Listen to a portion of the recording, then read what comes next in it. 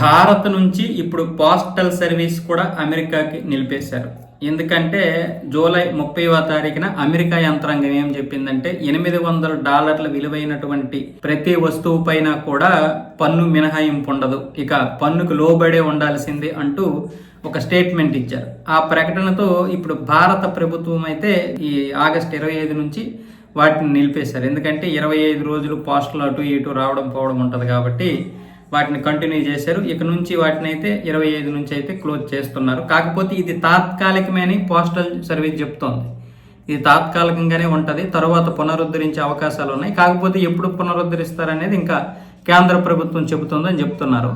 అయితే ఇప్పుడు అమెరికా యంత్రాంగం మరొక కొత్త ప్రకటన చేసింది. అదేంటంటే $100 విలువైనటువంటి గిఫ్ట్లు లేకపోతే దస్త్రాలు ఇలాంటి వాటికి మాత్రం పన్ను మినహాయింపు ఉంటుందని చెప్తుంది. అంటే $100 మాత్రమే, దాటితే మాత్రం ఖచ్చితంగా అవి పన్నుకు లోబడి ఉండాల్సిందే. ఇప్పుడు ఏదైతే సుంకాలు ఉన్నాయో ఆ సుంకాలకు లోబడే ఉండాలి. ఈ $100 లోపు అయితే మాత్రం ఈ సుంకాలకైతే లోబడి ఉండవు, అంటే ఈ సుంకాలతో సంబంధం లేదన్నమాట. ఆ విధంగా కొత్తగా ఒక ప్రకటన విడుదల చేసింది ఇప్పుడే. అయితే ఈ పోస్టల్ నిలిపివేత ఎప్పటి వరకు అనేది తెలియలేదు. ముఖ్యంగా చాలా వరకు మన వాళ్ళు అమెరికాకి పంపిస్తుంటారనమాట ఈ లగేజ్ అంతా కూడా. ఇప్పుడు నిలిచిపోవడం వల్ల కొంతమంది ఇబ్బంది పడే అవకాశాలు ఉన్నాయి. కాకపోతే ప్రభుత్వం చెబుతున్న దాని ప్రకారం అయితే మరొక 2 నెలలు ఉండొచ్చు ఈ యొక్క నిలిపివేత, అంతే. తర్వాత మళ్ళీ పునరుద్ధరిస్తారు.